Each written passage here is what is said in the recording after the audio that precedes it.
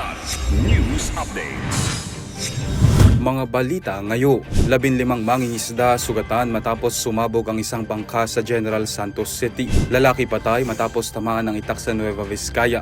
Camille Villar nakatakdang padalhan ng show cause order ng COMELEC dahil sa alegasyon ng vote buying. Ako po si Cesar Soriano para ihatid ang mga nangungunang balita sa buong kapuluan. Ngayon, Hindi bababa sa 15 mangingisda ang sugatan matapos sumabog ang isang bangka sa karagatang sakop ng Purok Saeg, Barangay Kalumpang, General Santos City kahapon ng umaga. Ayon sa investigasyon, naghahanda ng pumalaot ang may-ari ng bangka na si Benjamin Dalupan nang bigla na lamang sumabog at nasunog ito. Sa lakas ng impact ng pagsabog ay nakapagtamo ang mga sakay ng bangka at mga katabi nitong mangingisda ng second-degree burns sa kanilang katawan. Napagalamang dahil sa isang liquefied petroleum gas tank o LPG tank na isinakay sa bangka ang dahilan ng pagsabog. Agad namang isinugod sa pagamutan ng mga biktima para sa paunang lunas.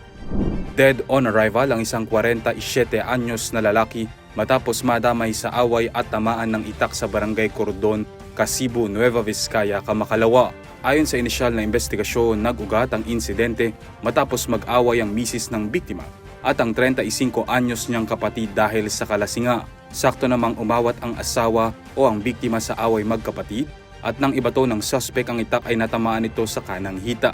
Agad na dinala ang biktima sa ospital, ngunit dahil sa lalim ng sugat ay naubusan ito ng dugo at idineklarang dead on arrival.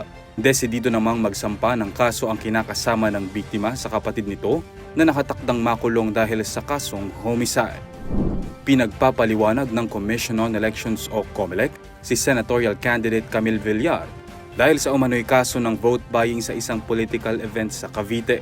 Ayon sa COMELEC, nakatakda nilang padalahan ng show cause order si Villar dahil sa paglabag sa Fair Election Act. Iniimbestigahan na rin ng COMELEC kung may sapat na ebidensya ito ng vote buying dahil sa di umano'y pamamahagi ng kampo ni Villar ng mga regalo at tulong pinansyal. Agad naman pinabulaanan ni Villar ang bintang ng COMELEC sa kanya at sinabing noong nakaraang Pebrero 9 pa ang nasabing event at hindi pa parte ng campaign period. Umaasa naman si Villar sa COMELEC na malilinis ang pangalan nito dahil sa inilabas niyang statement. Sa ngayon, wala pang tugon ng COMELEC sa pahayag ni Villar at kung kailan ipapadala ang show cause order sa senatorial candidate. Para sa Kidlat News Channel, ako si Renzel Lenon, nag-uula. ako po si Cesar Soriano kasama nyo sa bawat pagbuto ng balita.